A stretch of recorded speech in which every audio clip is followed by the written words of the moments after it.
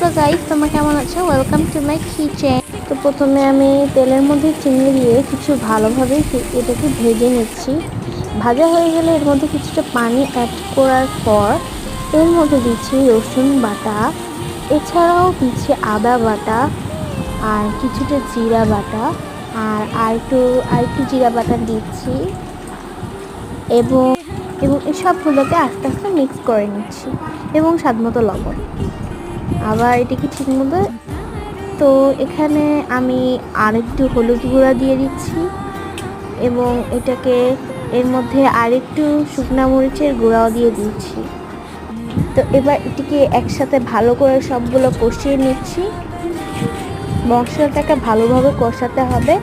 আর এখানে আমার ভিডিওটা কিছু একটা প্রবলেম হচ্ছিল, তো পরবর্তী ভিডিও আসবে পার্ট 2-তে এবং এখানে আমি কিছুটা লাউ দিয়ে দিচ্ছি। বাই।